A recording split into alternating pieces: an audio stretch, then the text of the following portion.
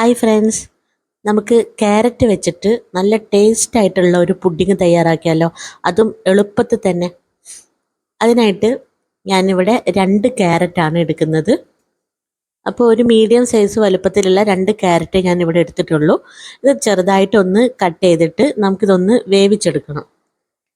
അപ്പം നമുക്കിതൊരു പാത്രത്തിലേക്ക് ഇട്ട് കൊടുക്കാം. ഇതിലേക്ക് കുറച്ച് വെള്ളം കൂടെ ചേർത്തിട്ട് അപ്പം അത് ഒന്ന് വെന്ത് വരാൻ പാകത്തിനുള്ള വെള്ളം കൂടെ ചേർത്തിട്ട് നമുക്കിതൊന്ന് വേവിച്ചെടുക്കാം. ഇപ്പം ഞാൻ ഇവിടെ ക്യാരറ്റ് നന്നായിട്ടൊന്ന് വേവിച്ചെടുക്കുന്നുണ്ട്. ഇതിൻ്റെ ചൂടാറിയതിന് ശേഷം നമുക്കിതൊന്ന് മിക്സിയുടെ ജാറിലിട്ടിട്ട് നന്നായിട്ട് അരച്ചെടുക്കണം. അപ്പം ഞാൻ നന്നായിട്ട് ഇവിടെ ഒന്ന് അരച്ചെടുത്തിട്ടുണ്ട്.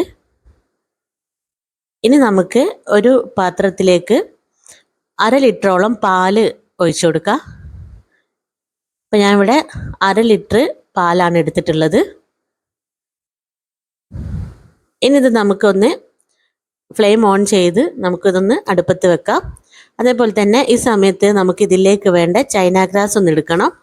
അപ്പം ഞാൻ ഒരു പകുതിയോളം ചൈന ഗ്രാസാണ്, ഒരുപാട് എടുത്തിട്ടില്ല. അപ്പോൾ ഇത് നമുക്കിതൊന്ന് വേവിച്ചെടുക്കണം. അപ്പോൾ അതൊന്ന് നമുക്ക് ഒരു ഫ്ലെയിം ഓൺ ചെയ്ത് ജസ്റ്റ് ഒന്ന് വേവിച്ച് കൊടുത്താൽ മതി. അത് കൈ എടുക്കാതെ ഇളക്കി കൊടുത്താൽ മാത്രം മതി. അപ്പോൾ നമുക്ക് ഈ പാൽ ഇവിടെ ഒന്ന് ചൂടായി വരുന്ന സമയത്തേക്ക് പുഡിങ്ങിന് ആവശ്യമായിട്ടുള്ള മധുരം, അപ്പോൾ നിങ്ങളുടെ ഒരു ടേസ്റ്റിനനുസരിച്ചാണ് മധുരം ചേർക്കേണ്ടത്. അപ്പോൾ നമുക്ക് അവിടെ മധുരം ചേർത്ത് കൊടുക്കാം. അതേപോലെ തന്നെ ഞാൻ ഇതിലേക്ക് ഒരു മിൽക്ക് മെയ്ഡിൻ്റെ 1/2 ടിന്നോളം മിൽക്ക് മെയ്ഡ് ഞാൻ ഇതിൽ ഒഴിച്ചു കൊടുക്കുന്നുണ്ട്. അപ്പോൾ ആ ഒരു മിൽക്ക് മെയ്ഡിൻ്റെ ക്യാരറ്റിൻ്റെ ആ ഒരു ടേസ്റ്റാണ് ഇതിൻ്റെ ഒരു ഹൈലൈറ്റ് എന്ന് പറയുന്നത്.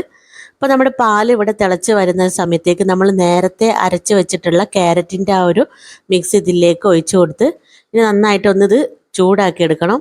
അപ്പോൾ പാൽ അധികം തിളച്ച് വരേണ്ട ആവശ്യമില്ല. അപ്പോൾ ഈ ഒരു സമയത്ത് നമ്മൾ നേരത്തെ മെൽറ്റ് ചെയ്ത് വെച്ചിട്ടുള്ള ആ ഒരു ചൈന ഗ്രാസ് ഇതിൻ്റെ അകത്തേക്ക് ഒന്ന് ഒഴിച്ച് കൊടുക്കുന്നുണ്ട്. ഇത് നന്നായിട്ട് ഇതൊന്ന് മിക്സ് ചെയ്തെടുക്കാം. അപ്പോൾ ഇത്രയേ ഉള്ളൂ. നമുക്ക് ഇനി ഇതൊന്ന് പുഡിങ് സെറ്റ് ചെയ്യുന്ന പാത്രത്തിലേക്ക് നമുക്കിത് ഒഴിച്ചു കൊടുക്കാം. അപ്പോൾ അതിന് മുൻപായിട്ട് നമുക്കിതൊന്ന് അരിച്ചിട്ട് ഒഴിച്ചു കൊടുക്കാം. അപ്പോൾ ക്യാരറ്റിൻ്റെ കഷ്ണങ്ങളൊക്കെ ഉണ്ടെങ്കിൽ അതൊക്കെ ഒന്ന് പോയി കിട്ടും. അതേപോലെ തന്നെ ചൈന ഗ്രാസ് ഇനി എന്തെങ്കിലും മെൽറ്റ് ചെയ്യാനുണ്ടെങ്കിൽ ആ ഒരു പീസൊക്കെ അതൊന്ന് പോയി കിട്ടാൻ വേണ്ടിയിട്ടാണ് ഞാനിതിവിടെ ഒന്ന് അരച്ചെടുക്കുന്നത്.